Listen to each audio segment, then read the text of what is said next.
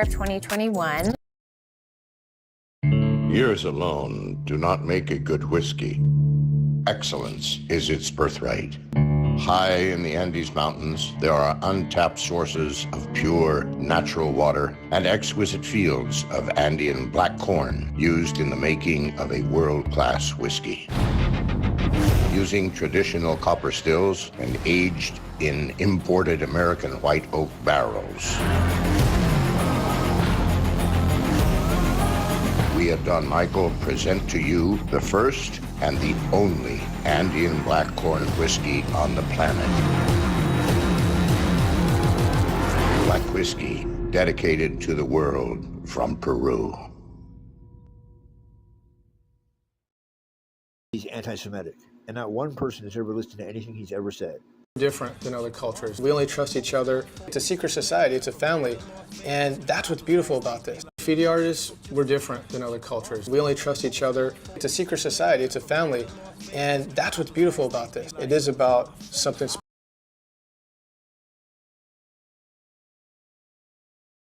They're also known as civilized people, Muslims and Muslim sons. Here is a small percentage of people who know God. And when they know God, they have a duty. And that duty is to teach what you know to those who do not know. Then Radical priest tries to rehab Farrakhan after Farrakhan was banned from Facebook. That, I don't know, his days in the spotlight might be coming to an end, but now a Catholic priest is trying to resurrect him. And the prosecutor painted a vivid portrait of Hunter Biden, the crack addict, including evidence from his laptop and text messages admitting, "I'm a liar and a thief, a user and an addict." Defense lawyer Abby Lowell told jurors in his opening statement Hunter Biden did not knowingly violate these laws, and said at the time he bought the gun, Hunter was using alcohol, not drugs, that his behavior was totally inconsistent with drug use, saying there's no such thing as a high-functioning crack addict.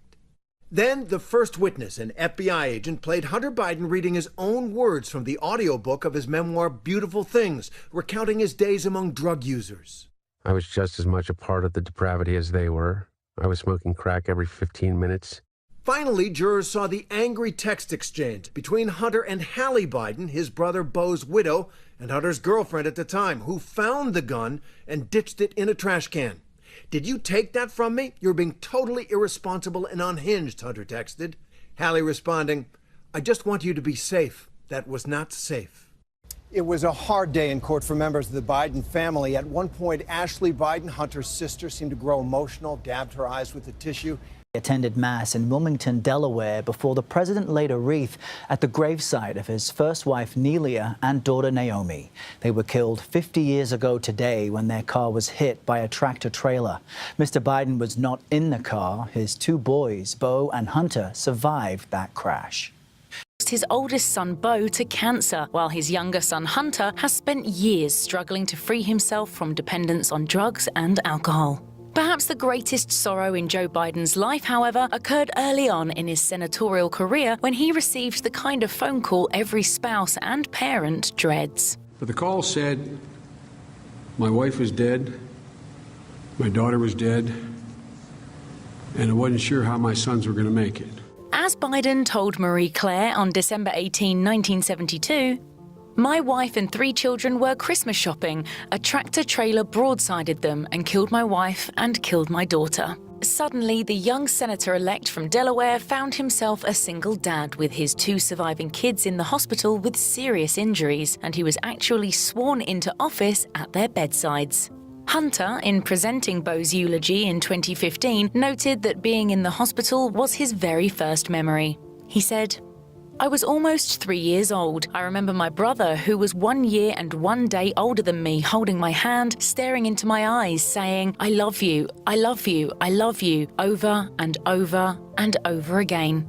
Once the kids were out of the hospital, Biden resumed his political career but rode the train back to their home in Wilmington every night from his D.C. office, a habit that earned him the nickname Amtrak Joe. The first Mrs. Biden, Nelia Hunter, was born in 1942 in Skaneateles, New York. She later studied at Syracuse University and during her junior year took a spring break trip to Nassau, where she met a University of Delaware junior named Joe.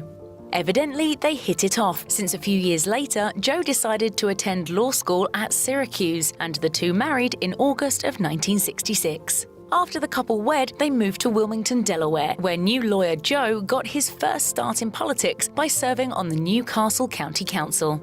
Soon Joe would take things a step further, challenging Delaware's Republican incumbent Senator J. Caleb Boggs for his seat. Nelia was said to be the brains behind the campaign, somehow managing to engineer his come-from-behind win while simultaneously mothering 3 small children.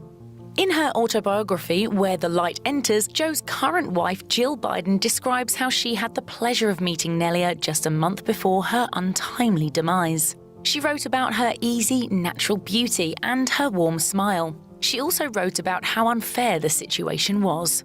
To take a mother from her children, to take a daughter from her father, Joe Biden had had everything, and in a horrible second, it was gone. According to The Independent, shortly after Biden's victory in the November 1972 election, Nelia asked her husband, "What's going to happen, Joey? Things are too good." Sadly, she was right. Just 1 week before Christmas came the car crash as a tractor-trailer carrying corn slammed into the side of the Biden family's Chevy station wagon. In that terrible moment, as Biden later described, "My whole world was altered forever." He soldiered through, however, not only holding up through a memorial service that drew a crowd of 1,200, but staying strong to help his injured sons. As Biden wrote in 2017's Promise Me Dad, "The pain had seemed unbearable in the beginning, and it took me a long time to heal, but I did survive the punishing ordeal. I made it through with a lot of support and reconstructed my life and my family."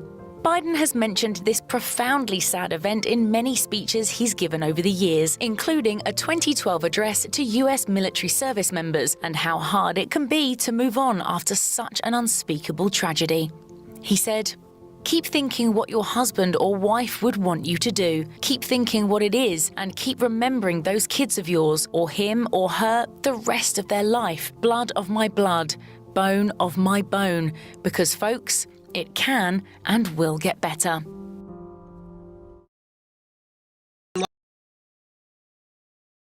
In about December of 2021. Years alone do not make a good whiskey.